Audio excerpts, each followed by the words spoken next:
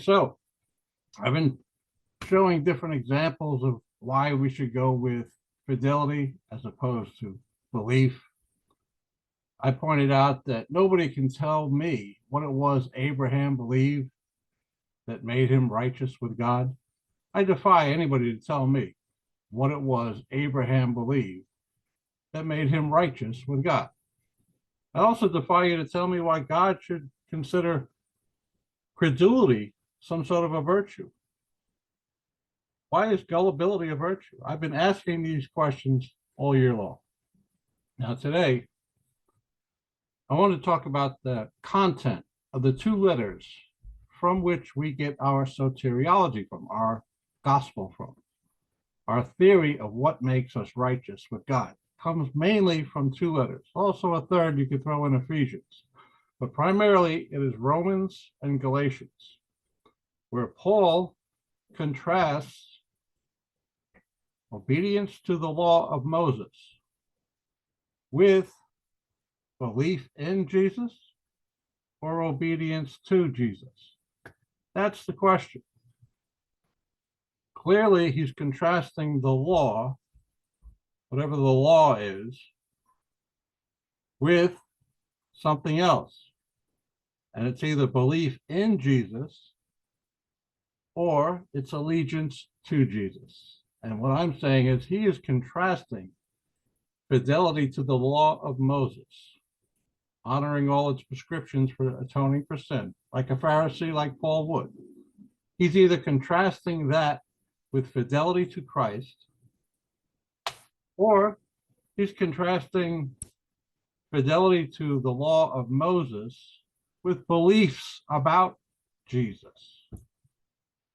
So if it's beliefs about Jesus, where are all his arguments for beliefs about Jesus? I don't see any in the book of Romans or the book of Galatians. Do you see any apologetic arguments there? How about his own testimony? I don't read Paul's testimony in the book of Romans, do you? In Galatians, he goes over it very briefly in the first chapter. He only says God revealed his son to him. What does that mean? We don't know. He doesn't say so in the book of Galatians. In any case, that's hardly an apologetic argument. You're basically saying, take my word for it. God showed me his son. But the truth is, in both books, both letters, to Romans, to Galatians, Paul is not talking to skeptics. He's not trying to make converts out of people who have no relationship with Christianity. He's talking to the saints in Galatia and in Rome. He's preaching to the choir. So when you read about things, we read about faith and belief in Romans, and you have to interpret, what is he talking about? Is he talking about fidelity, or is he talking about credence? Again, he's speaking to the faithful. He's speaking to believers. And he's not making any arguments for why you need to believe. He's making arguments for why you should be more faithful to King Jesus than you are to the law of Moses. And that's the contrast in both letters. Also, again, in Ephesians. Ephesians, he's not making any arguments why Christianity is true. He's not making any arguments for the literal resurrection of Jesus. He's not talking about the empty tomb. He's not talking about the conversion of James or the conversion of himself, for that matter. It's presumed. The basic gospel mega narrative is presumed to be believed by his readers. So if he's presuming that he's writing his letters to believers, and he's emphasizing belief and faith, why? Why emphasize faith and belief to people who already believe? No. What he's emphasizing is fidelity to people who are under persecution like him. to people whose lives are at risk, as they were in Rome.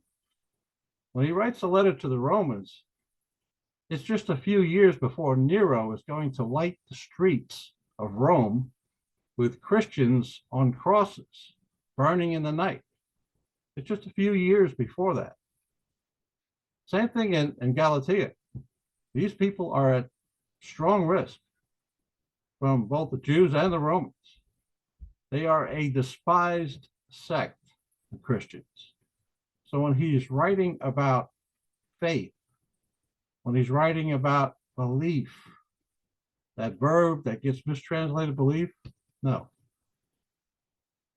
He's not trying to convince anybody. He's not trying to emphasize that you have to put aside your doubts. He's not writing to people who are skeptics. He's writing to the faithful. He's writing to believers. If we're reading that he's saying to these people, to the Romans, to the Galatians, if we are understanding him to be saying you have to believe the mega narrative, you have to believe the overall story to be righteous with God, if we're reading that into the text, we're reading it wrong. These people already believe the mega narrative. These people are moving in the gifts of the Spirit. They've seen the miraculous. They know some of the disciples. They know the apostles, like Paul does. They heard the stories. That's another thing. You don't see, if Paul's trying to convince these people that they really have to believe the gospel, that's how they're going to be righteous with God, by believing something. Their credence is everything. Well, how come he's not pulling out the stories of the miracles? Why isn't he making an argument for you to believe the mega narrative, if that's his intention with the book of Romans and the book of Galatians? It's not. He's not trying to convince anybody that they have to believe Christianity is true. These people knew Christianity was true. What he's trying to emphasize is fidelity to the master. And again, you're getting your theory of salvation primarily from Galatians and from Romans. These two letters, above all the others, that's where you get your basic ideas about what's going to justify somebody. Romans chapter 3, Romans chapter 4 specifically, also Galatians 2. If you think that Paul is talking faith in these words, the words that get translated faith, if you think that's talking about belief in the overall Christian story, you're wrong. Faith is fidelity to King Jesus, as opposed to fidelity to the law of Moses, which beforehand had been the way to become justified. Again, Paul is a Pharisee, so he was an expert on the Mosaic law. He knew all about what it took to get people right with God. It was part of his job, sacrificing animals in the temple on the holy days. So he's contrasting fidelity, the first 5 books of the Bible, the law of Moses, with fidelity to King Jesus. He's not talking about belief in King Jesus. That is presumed. We know that is presumed because you don't see any apologetical arguments for the basic Christian mega narrative. You're not seeing any arguments to convince someone that Jesus is literally raised. It is presumed. Paul presumes that his readers believe that already. So he's not demanding that someone make a faith commitment to something they can't verify. This is an anachronistic reading of these letters, which come, again, 1,500 years, 2,000 years after they're written, when people are so far removed from the events in question that it would take a certain faith commitment in the overall Christian mega narrative, especially if you're attending a church where you're not seeing anything of a miraculous nature. You know, where their idea of a miracle is beating the ACLU in federal district court. If you're not seeing anything of a miraculous nature, maybe you think when you see the word believe and faith, you think, wow, God should reward me for making a faith commitment to this story, because I ain't never seen nothing like this. That's not what Paul meant when he used the pistis noun or the verb pistuo.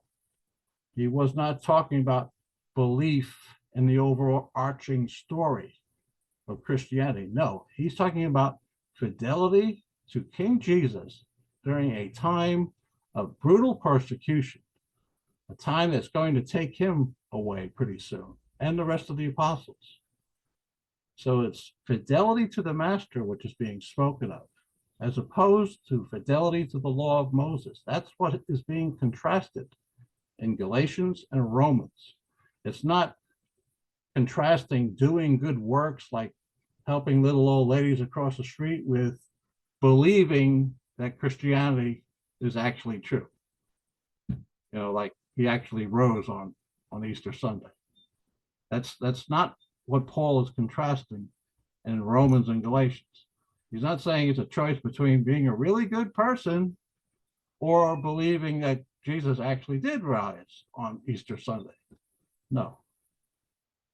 The choice is between fidelity to the law of Moses, which included a lot of ritual sacrifices at the temple, or fidelity to King Jesus, which could very well get you killed in that situation, and which eventually got him killed. Again, look at these letters yourself and ask yourself, where are the arguments being made for belief in the Christian mega narrative? Where's Paul's personal testimony in these two letters? Where's the arguments for the literal resurrection of Christ in any of these letters? You don't see it. Not in Romans, not in Galatians, not where we get our theory of salvation from. You're not seeing arguments, apologetics for Christianity in there. It is presumed that the readers are believers. Paul's not trying to emphasize you have to be really, really sure of your beliefs. No. He's saying it's your fidelity, your allegiance to the Messiah, to King Jesus. That's what's going to save you, not allegiance to honoring Yom Kippur, the Day of Atonement. That's not what's going to save you. What's going to save you is showing the same faithfulness to Jesus that he showed to the Father. That's what's being contrasted in Galatians and Romans. It's never been about your credence. It's about your fidelity. That's the real gospel. Believe it or not. Have a good Easter weekend, everyone.